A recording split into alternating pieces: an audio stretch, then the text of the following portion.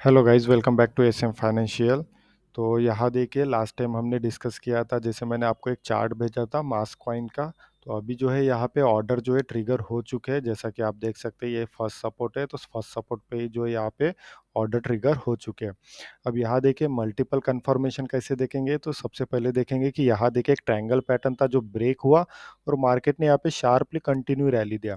अब क्या हो सकता है कि ये रैली के बाद मार्केट क्या कर सकता है, एक करेक्शन कर सकता है। तो यहाँ पे देखिए करेक्शन हुआ मार्केट में और यहाँ पे देखिए एक सपोर्ट निकल के आया। तो यहाँ पे एक फर्स्ट सपोर्ट है। हो सकता है कि और भी नीचे जा सकता है या फिर यहीं से यू टर्न ले सकता है, लेकिन अगर मैं सपोर्ट की बात करूँ तो ये दो सपोर्ट आते हैं। देखिए सबसे पहले मैं आपको बता दूं कि सपोर्ट होता क्या है। तो सपोर्ट क्या है, कोई प्राइस नहीं है कि जहाँ पे मार्केट बार बार आए और उसी प्राइस पे बाउंस हो जाए।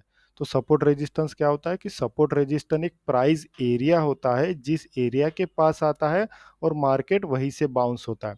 मतलब क्या हुआ कि मार्केट गिरा, $100 तक गिरा, फिर बाउंस हुआ। लेकिन जब दोबारा नीचे गिरेगा तो जरूरी नहीं है कि वो दोबारा भी $100 के पास ही आएगा और बाउंस होगा, ठीक है। लेकिन $100 के आसपास आके ये बाउंस हो सकता है, उसे क्या कहते हैं, सपोर्ट कहते हैं।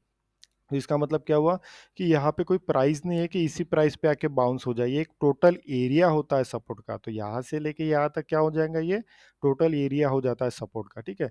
तो यहाँ पे मार्केट अभी ट्रिगर हो चुका है। अब देखते हैं कि यहाँ से ऊपर जाता है क्या नहीं जाता, ठीक है। ज़्यादा से ज़्यादा कहाँ तक जाएगा, तो ये जैसे यहाँ पे दिखाई दे रहा है तो यहाँ तक आ सकता है, क्योंकि यहाँ पे एक डबल टॉप भी बना सकता है। तो यहाँ से ऑर्डर ऑलरेडी ट्रिगर हो चुके हैं। एक और कॉइन इसी में मल्टीपल कंफर्मेशन क्या दिखा देता हूँ कि यहाँ देखिए ये 200 एम है, 200 के एम ए के ऊपर क्या है अभी करंटली मार्केट है। मतलब 200 एम ए भी धीरे धीरे ऊपर जाएगा और यही भी यही अगर ये सस्टेन होता है तो कहीं ना कहीं इसे भी ये सपोर्ट रिस्पेक्ट कर सकता है। मतलब कि यहाँ पे मल्टीपल सपोर्ट निकल के आते हैं। साथ में एक और कॉइन मैं आपको दिखा देता हूँ। यहाँ पे देखिए एक कॉइन है सुशी कॉइन, ठीक है। इसे मैं थोड़ा रिमूव कर देता हूँ। तो यहाँ देखिए अगर सुशी कॉइन के बारे में देखेंगे तो क्या दिखाई दे रहा है कि सबसे पहले तो मुझे यहाँ पे एक स्ट्रांगली सपोर्ट दिखाई दे रहा है। क्यों? क्योंकि यहाँ पे देखिए मार्केट काफ़ी दिनों से इस एरिया के पास क्या ले रहा था, रेजिस्टेंस ले रहा था। और फाइनली ब्रेकआउट के बाद क्या हुआ है, शार्पली रैली आई है। तो कहीं ना कहीं हम लोग यहाँ पे क्या ड्रॉ कर देते हैं, एक सपोर्ट लाइन को ड्रॉ कर देते हैं, ठीक है। तो देखिए यहाँ पे क्या हो गई, अभी एक सपोर्ट लाइन होगी। साथ ही में अगर मैं लेवल को भी टेस्ट करता हूँ तो ये हो गया लो और ये हो गया हाई। तो ये कहाँ पे आ रहा है, एग्जैक्ट वहीं पे निकल के आ रहा है, ठीक है। ये मल्टीपल सपोर्ट हो गया। फिर से एक बार क्रॉस चेक करते हैं तो क्रॉस चेक में क्या दिखाई दे रहा है कि फिर से मार्केट कहाँ है, 200 एमए के ऊपर है, लेकिन 50 के नीचे है। लेकिन करंटली कहाँ है मार्केट, 200 एमए के ऊपर है।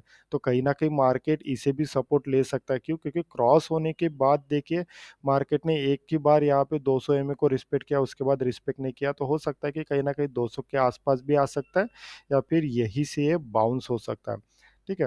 तो यहाँ पे मुझे ज़्यादा से ज़्यादा प्रोबेबिलिटी लग रही है कि हो सकता है कि यहाँ पे आपको एक पुल बैक दिखाई दे सकता है। क्यों? क्योंकि जिस तरीके से रेजिस्टेंस ब्रेकआउट होने के बाद मार्केट अब क्या कर रहा है, यहाँ पे फर्स्ट टाइम सपोर्ट रिस्पेक्ट कर रहा है, ठीक है। तो ये क्या हो जाएगा, सपोर्ट हो जाएगा। अगर मार्केट ये लास्ट सपोर्ट होता है, अगर इसके नीचे गिरता है तो मार्केट और नीचे आ सकता है। तो कहीं ना कहीं हम लोग यहाँ पे बाइंग बाइंग के लिए प्लान करके ये हमारा क्या हो सकता है, स्टॉप लॉस हो सकता है। टारगेट की अगर बात करूँ तो टारगेट तो सेम वही, जैसा कि मैंने कहा कि यही एक रेशियो होता है टारगेट के लिए। क्योंकि इसे ब्रेक करना मतलब रैली आती है, अदरवाइज इसे ब्रेक ना करना और पास में आका आना तो कहीं ना कहीं डबल टॉप जैसा हो सकता है। तो आई होप इस वीडियो में आपको दो कॉइन का जो है एनालिसिस अच्छे से समझ में आ गया होगा। Thank you.